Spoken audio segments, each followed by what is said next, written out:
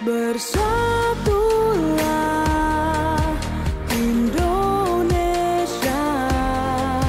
jangan pernah terpecah belah. Walau kita berbeda, walau kita tak sama, Radio Republik Indonesia, kita Indonesia sesungguhnya.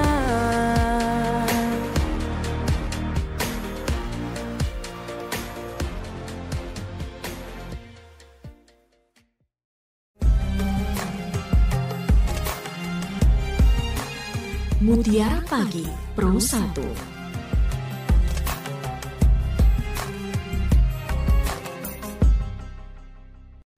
Assalamualaikum warahmatullahi wabarakatuh. Selamat pagi pendengar dimanapun Anda berada. Senang sekali saya Ririn Rizkyanti terus menemani. Saatnya kita di Mutiara Pagi.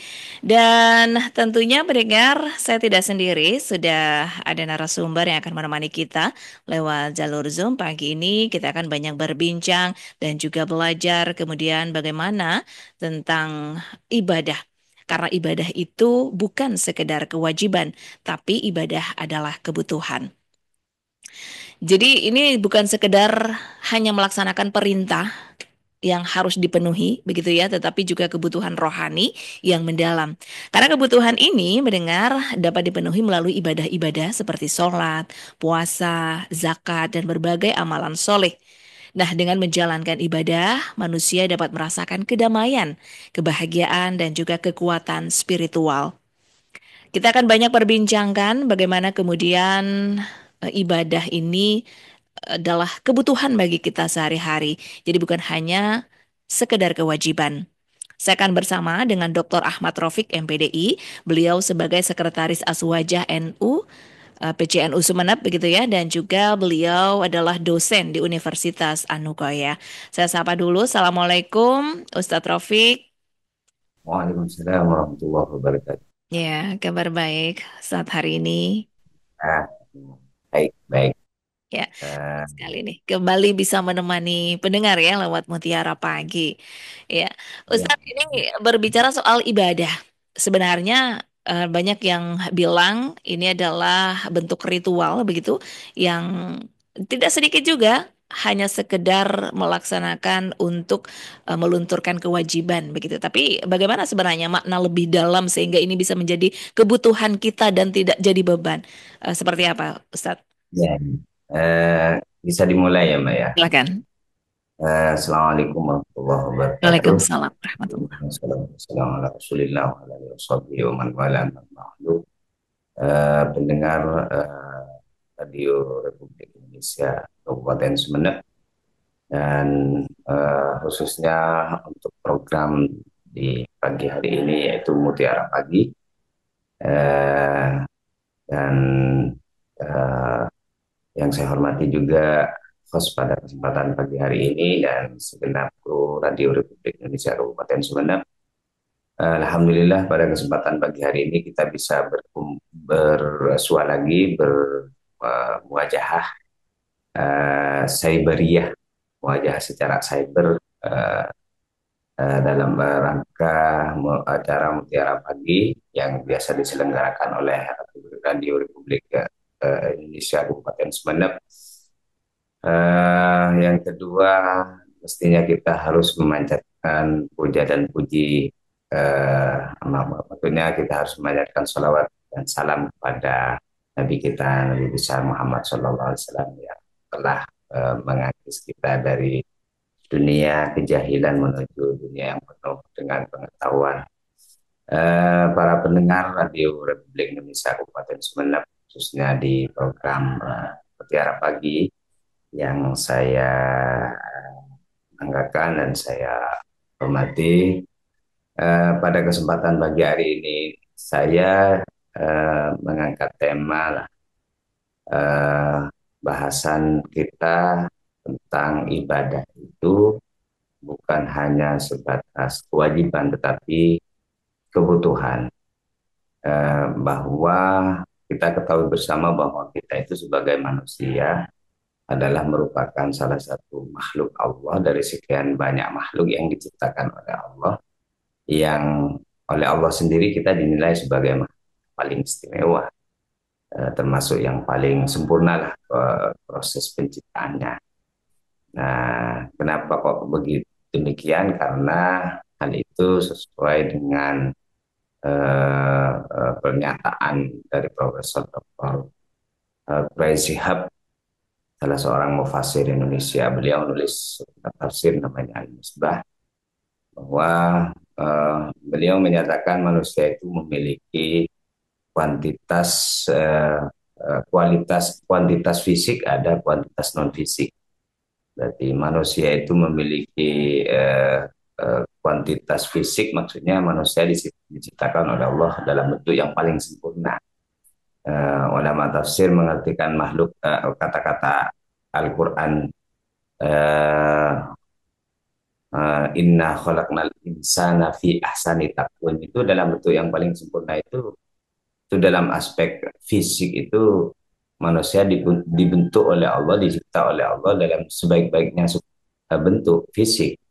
Contohnya, contoh kecilnya, kalau hewan itu ketika berjalan itu mesti menunduk. Nah, sementara manusia berjalan tegak. Kalau hewan itu tubuhnya dipenuhi dengan bulu, sementara manusia tidak. Dan hewan itu ketika hidup, mereka dicipta, mereka dalam keadaan telanjang lah secara kasat mata. Tetapi manusia tidak dikasih pakaian tutup tubuh, aurat dan lain sebagainya. Itu bentuk kuantitas fisik yang dimiliki oleh manusia. Nah, menurut beliau, ada manusia itu juga sebagai makhluk yang memiliki kualitas non fisik, dan ini yang tidak dimiliki oleh hewan atau makhluk-makhluk yang lain. Kalau misalkan malaikat itu yang menjadi bagian dari makhluk Allah, dianggap sebagai makhluk yang paling baik, tapi malaikat itu hanya mungkin memiliki kualitas non fisik tetapi tidak memiliki fisik.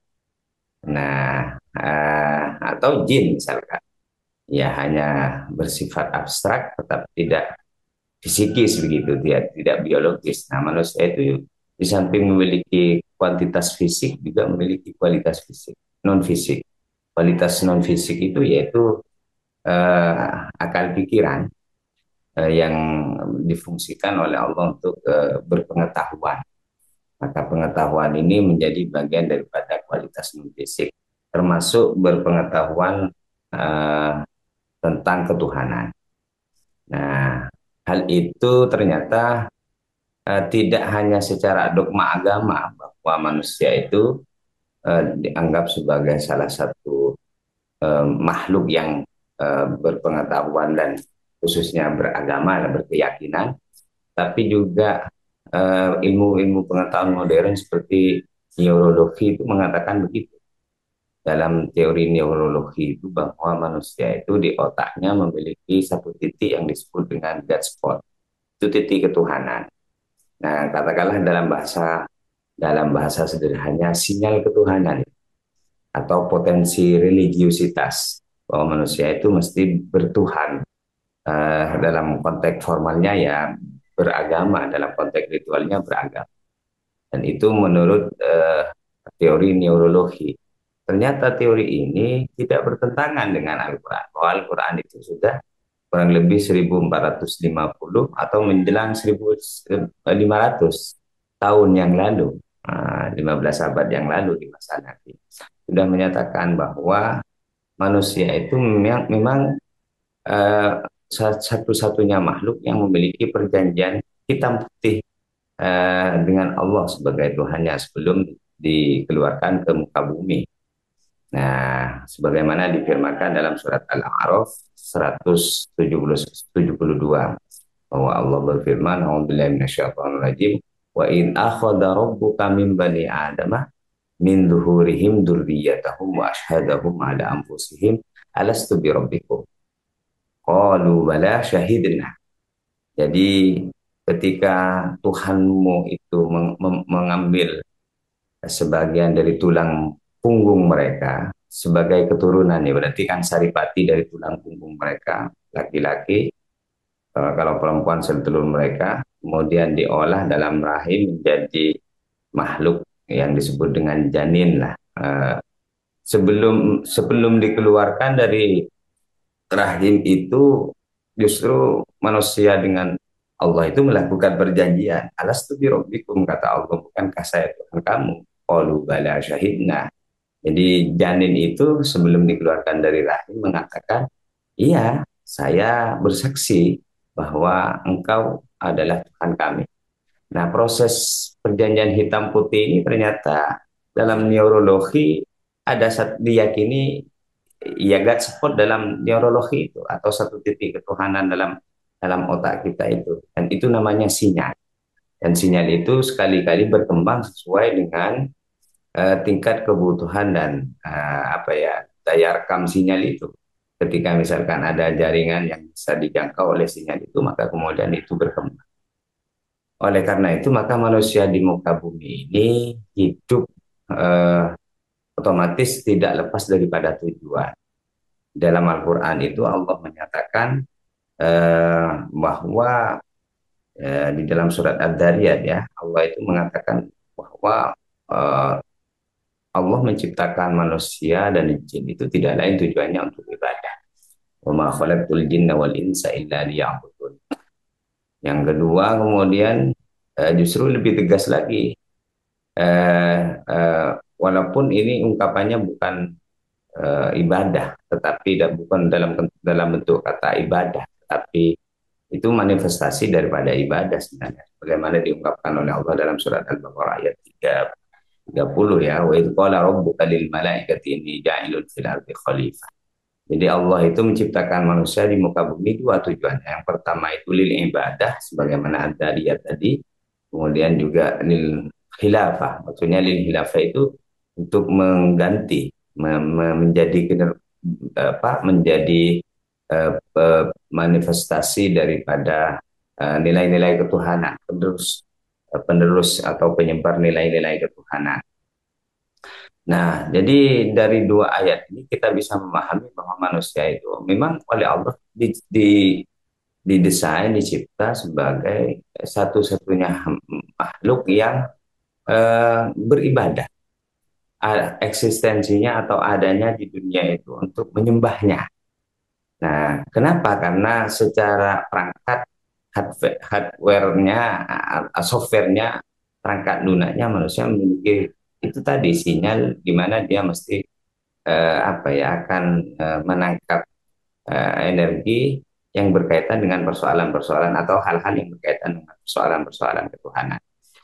Oleh karena itu, maka manusia mudah sekali ketika berinteraksi dengan persoalan-persoalan yang berkaitan dengan religiositas atau ketuhanan dan lain sebagainya.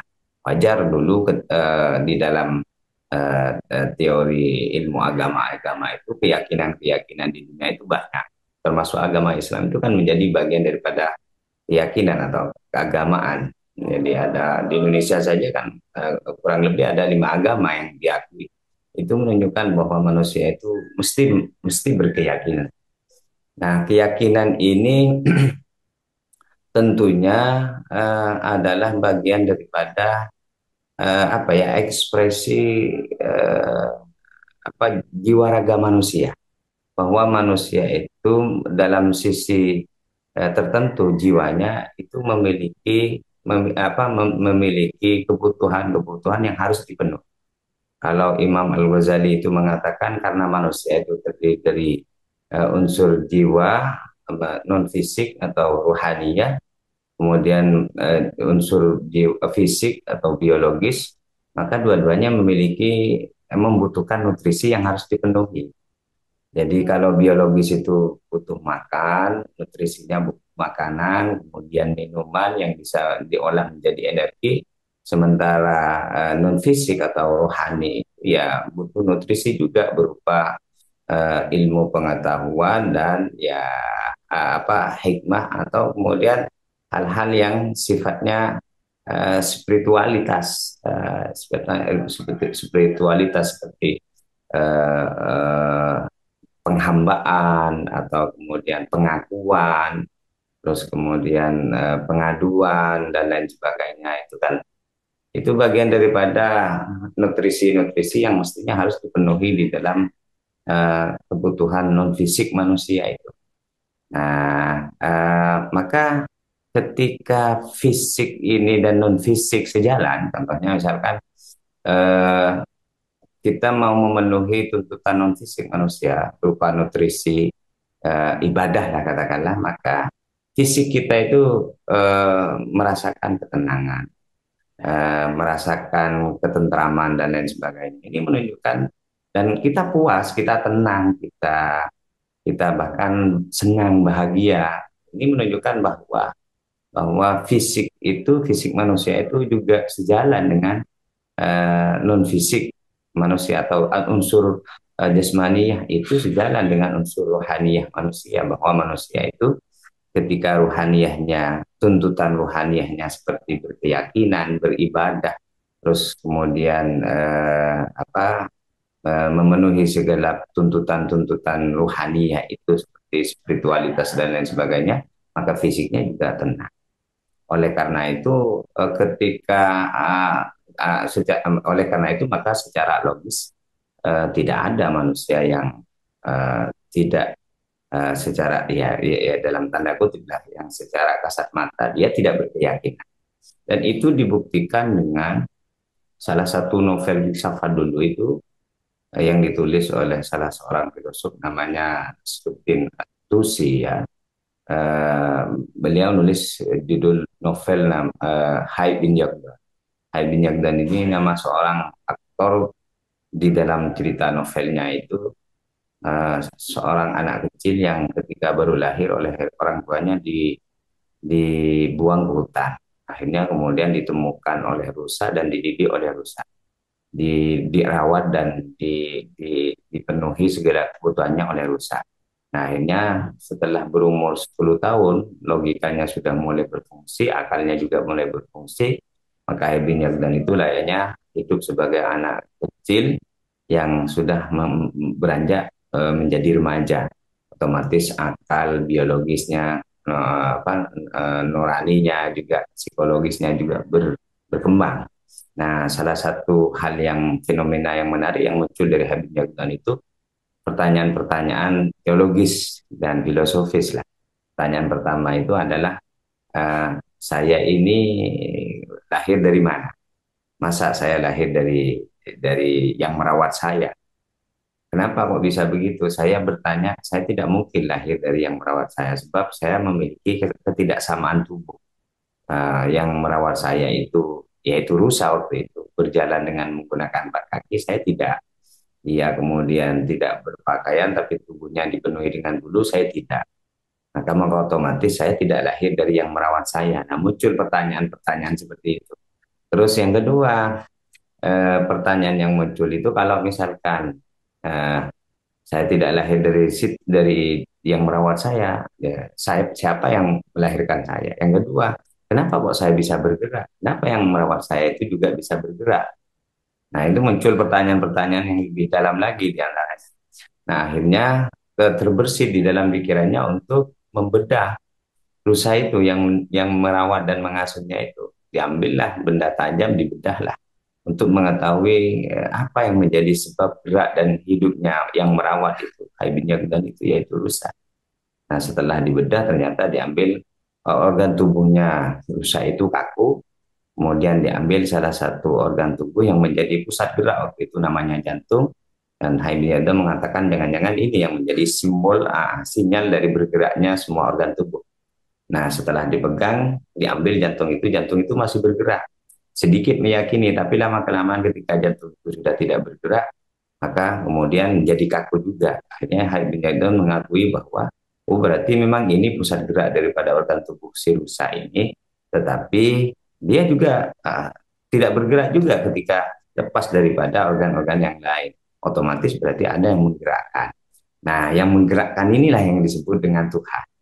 Nah, oleh karena itu Hai bin Yaqdan menemukan keyakinan, sama halnya dengan Nabi Ibrahim juga menemukan keyakinan. Maka ketika manusia itu hidup sempurna, otomatis ada aspek-aspek di dalam jiwanya yang mestinya harus dipenuhi.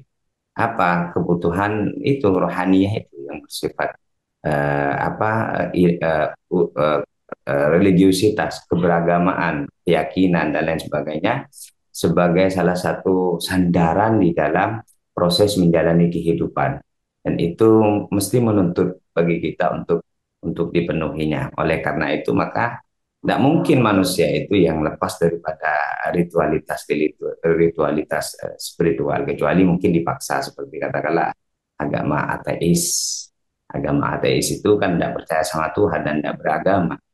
Tetapi secara naluriah mereka itu mesti eh, tertuntut batinnya untuk meyakini satu hal yang itu diyakini sebagai kekuatan terbesar dan tempat berlindung mereka, tempat mengadukan mereka ketika potensi logika akal mereka sudah tidak mampu mengakomodir segenap kebutuhannya, atau fisik mereka juga sudah tidak mampu mewadahi semua kebutuhannya, ada keterbatasan-keterbatasan, maka mereka mesti butuh kepada tempat berlindung, tempat mencurahkan keluh kesah dan lain sebagainya, sehingga ini yang menuntut mereka mestinya beragama. Tapi karena secara organisasi mereka itu ateis ya, atau organisasi dan ideologis mereka ateis ya, mereka tidak beragama gitu. Nah, di dalam Islam itu bahwa manusia memang diyakini begitu. Jadi Islam itu menganggap mengajarkan kepada kita bahwa manusia itu diciptakan oleh Allah. Tujuannya ya dua, yang pertama untuk ibadah, yang kedua untuk menyebarkan nilai-nilai keislaman. Tapi nilai-nilai penyebaran nilai-nilai keislaman itu sebagai khalifah lah, katakanlah begitu. Penyebaran nilai-nilai keislaman itu inti-intinya pada ujungnya juga ibadah. Artinya eh, gerak laju kehidupan kita itu sebenarnya adalah ibadah. Ketika misalkan kita bisa memahaminya secara baik. Kenapa? Karena ulama sendiri membagi ibadah itu menjadi dua, ada ibadah mahdhah, ada ibadah wairu mahdhah. Jadi kata-kata liya'budu dalam Al-Quran itu. Ibadah mahdhah itu seperti sholat, puasa, dan lain sebagainya. Nah, ritual-ritual keagamaan, ibadah wairu mahdhah itu justru dinamika kehidupan, tanggung jawab, misalkan tugas, pekerjaan, dan lain sebagainya yang sepertinya tidak ada sentuhannya dengan agama dan ketuhanan, tetapi itu juga ibadah, bernilai ibadah ketika kita menyadari bahwa kita itu sebenarnya kader Tuhan yang bertugas untuk menyampaikan dan menyebarkan nilai-nilai ketuhanan sebagaimana diungkapkan oleh Allah ja'ilun fil ardi khalifah di dalam surat Al-Baqarah itu. Karena ulama tafsir itu mengartikan khalifah itu berarti yakhlufuni fi tanfidhi ahkami fiha. Artinya generasi pemimpin di muka bumi yang bisa mengganti, katakanlah mewakili saya, kata Allah, fi tanfidhi ahkami, di dalam menegakkan supremasi hukum-hukum saya di muka bumi. Nah, kamu otomatis ketika orang bekerja sesuai dengan tuntutan dan kewajibannya, dalam profesi apapun, beraktivitas, bergerak, dan lain sebagainya, itu sebenarnya ibadah. Ibadah yang wairu mahdhah. Sehingga ketika sesuai dengan apa yang diajarkan oleh syariat atau oleh agama, maka dia dapat pahala mestinya. Oleh karena itu, maka apa sih sebenarnya ibadah itu? Maka dalam konteks ini ulama mengartikan bahwa ibadah itu adalah ismun jami'un li kulli ma yuhibbuhullah wa yardah minal aqwal wal af'al al-batinah wal zahirah. Jadi ibadah itu adalah satu kata yang melingkupi semua hal yang diridhoi oleh Allah, baik secara zahir ataupun batin. Maka kita sekarang ini berdiskusi membahas tentang satu keilmuan, ini bagian daripada ibadah. Mbak sendiri berprofesi sebagai host misalkan dan menjalankan tugasnya sekarang itu sebagai ibadah. Ketika semua dinamika gerak-gerik manusia ini berjalan sesuai dengan apa yang menjadi rule of the game, aturan mainnya, dan itu menjadi bagian daripada ibadah. Katakanlah syariat lah dalam konteks. Sehingga ibadah ini sebenarnya hakikatnya bukan apa ya, bukan kewajiban ritual, Mhm. tetapi adalah kebutuhan memang, karena hidup kita itu kan dinamis, terus bergerak. Nah, maka gerak ini sebenarnya ibadah ketika kita memahaminya secara secara substantif gitu. Nah, oleh karena itu maka ibadah itu tidak hanya terfokus pada sholat, puasa, zakat, dan lain sebagainya. Itu yang mahdha itu. Yang wairu mahdha itu amar ma'ruf, nahi mungkar, menolong sesama, terus kemudian memenuhi janji, terus menyatakan keyakinan, kepercayaan. Maksudnya ketika kita diberi kepercayaan oleh orang untuk duduk di jabatan tertentu, kita profesional bekerja, nah itu bagian daripada ibadah. Sehingga gerak langkah semua makhluk termasuk manusia itu adalah ibadah kepada Allah. Nah, ini dalam konteks di luar kemanusiaan, semua makhluk itu kan bertasbih. Bahasanya Allah di dalam Quran itu yusabbihu lillahi ma fis samawati wal ardh. Segalanya bertasbih kepada Allah yang ada di langit dan bumi. Tasbih ini kan simbol daripada ubudi, simbol daripada sikap penghambaan, pensucian, bahwa semua makhluk itu mengakui bahwa Allah itu ada, Tuhan itu maha berkuasa, Tuhan itu ya berkehendak, Tuhan itu maha maha agung dan lain sebagainya. Itu kan bagian daripada simbol dari keberibadahan mereka, keumbudiahan mereka, apa sifat pengabdian mereka kepada Allah. Maka ketika kita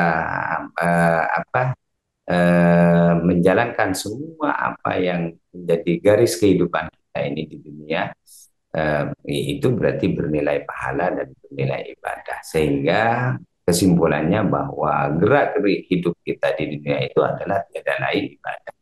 Baik itu yang mahdhah, sebagaimana ritus keagamaan atau ritual keagamaan kita setiap hari seperti puasa, atau dalam satu bulan dalam satu tahun seperti kemarin puasa, setiap hari 5 waktu sholat, atau seperti yang dilakukan oleh teman-teman kita sekarang, sesama Muslim di Timur Tengah, di Arab Saudi, yaitu ibadah haji. Nah, tetapi berjuang memberdayakan masyarakat miskin, menyalurkan hak, memenuhi segenap tuntutan tanggung jawab kantor, profesionalitas kinerja, itu bagian daripada ibadah. Sehingga ibadah itu berarti adalah hidup manusia itu sendiri, hidup sebagai makhluk. Maka otomatis ibadah itu bukan tuntutan sebenarnya, tapi itu adalah kebutuhan. Manusia yang tidak beribadah itu berarti dia mati. Dia pasif, statis, kemudian juga mati. Nah, itu saja sementara apa yang Iya, dapat saya sampaikan. iya. Bagaimana kemudian ya Ustadz merubah mindset kita ya? Karena yang tertanam itu ibadah itu yang berkaitan dengan fisik kata Ustadz tadi, seperti sholat, puasa, haji gitu ya, sedekah dan sebagainya. Tapi justru dengan seperti pekerjaan atau kita yang merasakan itu, mindset kita nggak seperti itu. Jadi melaksanakannya sekedar kewajiban saja, padahal kita butuh akan hal itu untuk merasakan di non fisik dengan kedamaian, kenyamanan yang pasti kita akan punya dan butuh tentang hal-hal yang seperti itu. Nah, bagaimana menjadikan ibadah ini kemudian sebagai kebutuhan, Ustadz? Ya, selama ini kita sebenarnya bukan hanya sebatas menganggap bahwa ibadah itu sebagai ritual kewajiban Ya. sebenarnya. Justru kita kalau bahasanya Siti Jenar itu kita sedang berdagang di dalam beragama. Mhm. Kenapa aku bisa berdagang? Berarti kita sholat itu, kenapa ketika kita sholat kita ditanyakan kenapa Anda sholat? Saya ingin masuk surga, saya ingin dapat pahala begini. Kenapa Pengen kok imbal, ada di ada imbal sana? baliknya ya. Nah, ya, itu berarti kan sama dengan berdagang. Ah. Padahal sebenarnya kalau kita meyakini, memahami, lah, berusaha memahami, menyadari bahwa kita hidup saja di dunia itu sudah anugerah dari Allah. Mhm. Apalagi kemudian gerak kita, pemenuhan semua kebutuhan kita, mulai dari kebutuhan pokok, sandang, pangan, dan lain sebagainya, atau udara yang disiapkan oleh Allah di muka bumi, oksigen yang dipenuhi oleh Allah, terus kemudian bagaimana kita bernafas. Ini semuanya kan bagian daripada nikmat yang didesain oleh Allah untuk kebutuhan kita sebenarnya. Mhm. Maka ketika kita menyadari hal itu, mestinya kita jangan menganggap bahwa itu kebutuhan, Mhm. tapi itu kita memang pantas. Lebih-lebih ketika kita meyakini, memahami bahwa kita itu sifatnya abdun, hamba. Hamba itu mestinya kan punya gusti. Nah, hamba itu mestinya kan mengabdi kepada gustinya. Kenapa? Karena gusti kita itu maha baik, gusti kita itu maha menjamin segalanya, bukan hanya justru Hmm. keamanan, tapi kehidupan, kesejahteraan, dan lain sebagainya, itu kita menjamin. Katakanlah analogikannya begini, kita mudah saja berbuat baik kepada orang yang pernah atau bahkan sering berbuat baik kepada kita. Ada orang yang dermawan lah, sekali-kali memberi, dia punya kelebihan rezeki, kita dikasih, dia punya lagi, kita dikasih.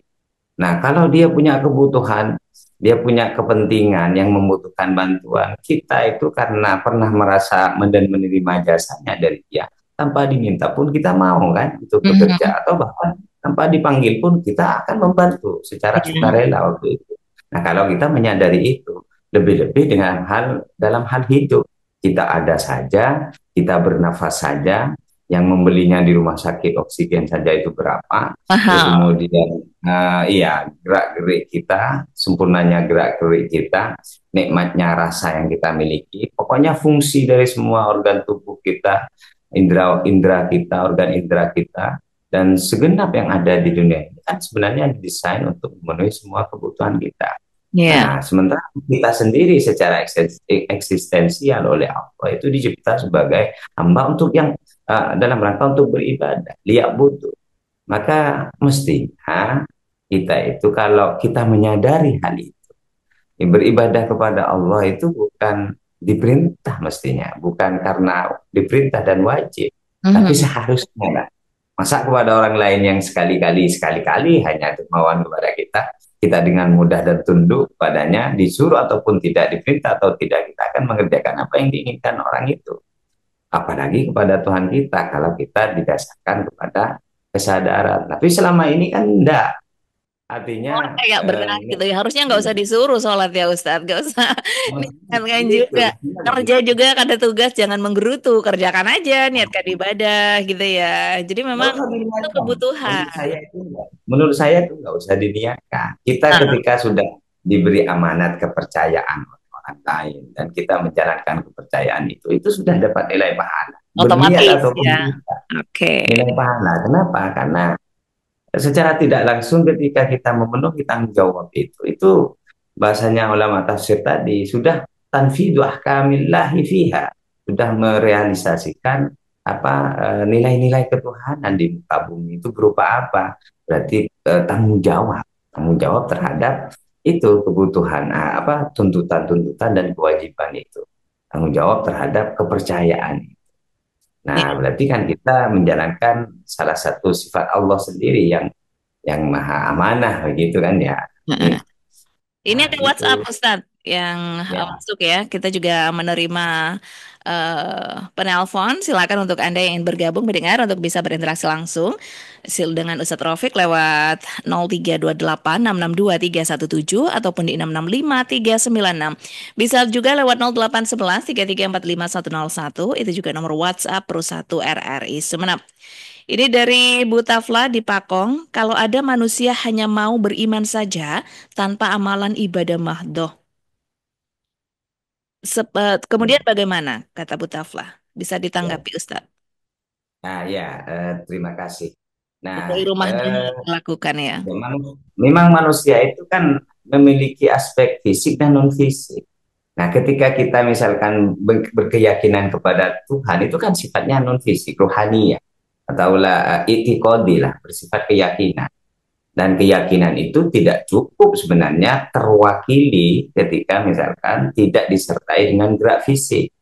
Maka orang yang mengatakan bahwa dia beriman kepada Allah, tapi keimanannya tidak dibuktikan dalam bentuk perilaku, itu mustahil.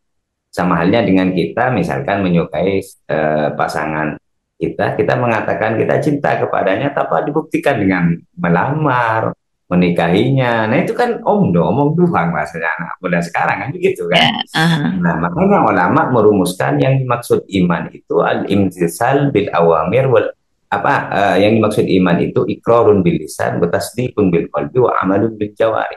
Mengakui dengan lisan, membenarkan di hati, tapi tidak cukup hanya mengakui dan membenarkan di hati, meyakini itu. Tapi wa amalun bil jawar, dibuktikan dalam bentuk perilaku setiap hari. Nah, ketika kita misalkan iman kepada Allah, percaya kepada Allah bahwa Allah Tuhan kita, Allah memerintah di dalam firman-Nya, aqimus shalah wa atuz zakah, laksanakan sholat, berikan zakat. Nah, ketika kita tidak sholat secara formal itu, 5 kali sehari itu, dalam bentuk ritual formal itu, berarti kita keimanan kita masih dipertanyakan, kan begitu. Maka ancar-ancarnya ulama itu menganggap bahwa orang itu sudah dianggap sebagai mukmin yang baik ketika zahirnya sudah mengilustrasikan, menggambarkan, mempraktekkan perilaku-perilaku yang baik Ya, dengan teori al-zahir yadullu 'alal batin. Berarti aspek dimensi eksternal itu, dimensi luar zahir kita itu menjadi gambaran dari dimensi batin. Kalau kita beriman, beragama, bertuhan, mestinya kita menyembahnya kan. Ada ritual-ritual untuk menyembahnya. Kalau dalam Islam ya berarti ada sholat 5 waktu, ada puasa 1 kali dalam 1 tahun, 1 bulan dalam 1 tahun, ada ibadah haji dan lain sebagainya. Tidak mungkin orang mengatakan kamu muslim kok nggak sholat. Sholat itu kan ingat. Nah, ingat itu kan saya sudah ingat kepada Allah, itu memang betul. Sholat itu memang substansinya ingat kepada Allah, meyakini bahwa kita punya Tuhan. Tetapi ingat itu tidak cukup. Itu perbuatan hati, kolbiyah, ya. fi'lun kolbi. Nah, perbuatan fisik kita itu harus diwujudkan dalam bentuk gerak. Dan itu dicontohkan oleh Nabi, Sallu kama ra'aitumuni usolli. Ya, jadi bentuk formalnya sholat itu seperti apa yang saya contohkan, kata Nabi. Nah, itu aja. Itu bentuk-bentuk formal ibadahnya, ibadah sholat. Memang hakikatnya untuk ingat kepada Allah, itu kan makna ruhaninya, makna substansinya. Sholat itu tujuannya untuk ingat. Tetapi kan sholat tidak hanya sekedar ingat, butuh apa ya, gerak fisik. Dan gerak fisik itu seperti yang dicontohkan oleh Nabi, Sallu kama ra'aitumuni usolli. Nah, itu jadi tidak cukup orang yang beriman kemudian hanya meyakini di dalam hati tanpa diekspresikan dalam bentuk perilaku fisik atau yang disebut dengan ibadah begitu.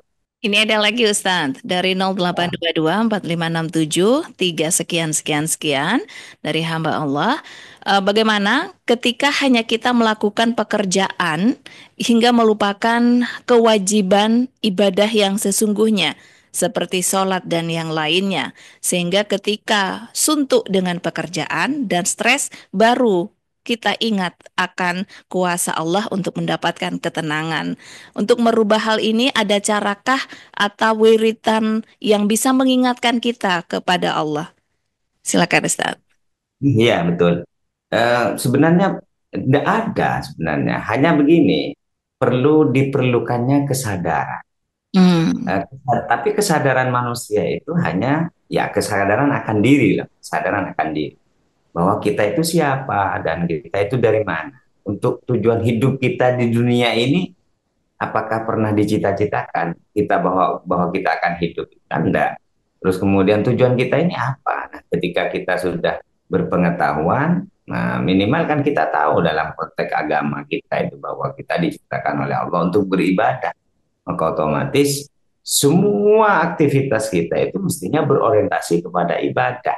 Kalaupun misalkan tidak sama sekali berorientasi kepada ibadah dalam konteks kata saya tadi itu rumah doh ibadah sebenarnya hakikatnya, tapi tidak jelas, tidak nyata-nyata ritual agama seperti bekerja misalkan, ya seperti bekerja.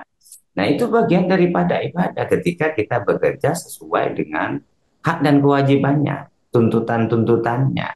Kenapa? Karena yang disebut ibadah itu berarti ismun jami'un likulli ma yuhibbullah wa yardah minal aqwal wal af'al. Jadi semua aktivitas, katakanlah semua gerak-gerik yang diridhoi oleh Allah, baik itu berupa ucapan ataupun perbuatan, sesuai dengan perintah syariat ataupun tidak diperintah oleh syariat. Kalau yang diperintah oleh syariat seperti sholat dan puasa itu kan makruh itu.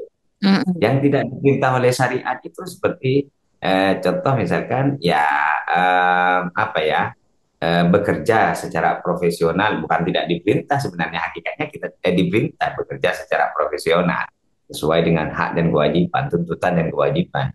Nah itu semuanya sebenarnya adalah ibadah. Makanya ibadah wairu mahdhah namanya. Nah ketika kita itu misalkan meyakini, menyadari bahwa segalanya itu adalah ibadah, otomatis kita tidak bisa membedakan antara pekerjaan dengan ritual agama.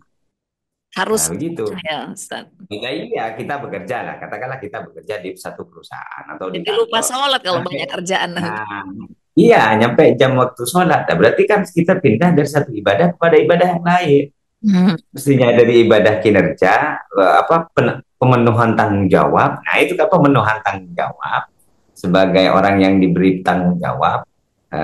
Yang kedua, kemudian kita pindah kepada menyembah, sembah raga kepada Allah atau yang disebut dengan sembahyang. Nah, itu. Jadi mestinya kita jangan merasa tuntut. Ini bagian daripada etape kehidupan, dinamika kehidupan dari satu satu apa segmen ke segmen yang lain, dari satu ritme ke ritme yang lain, kan mestinya begitu, berpindah begitu. Sehingga kehidupan kita itu apa ya, otomatis mestinya hidup itu mesti bernilai, Ya. bermakna. Ya, karena semuanya itu adalah ibadah. Kita bergerak, berjalan, berbuat, berkata pun, merasa pun, itu sebenarnya kita sebagai salah satu bukti penghambaan kita kepada Allah. Gitu. Kepada Tuhan. Baik. Nah, dari ini semua Ustadz tentang ibadah yang menjadi kebutuhan, bukan hanya kewajiban. Apa yang paling ingin diingatkan untuk masyarakat di luar sana, Ustadz?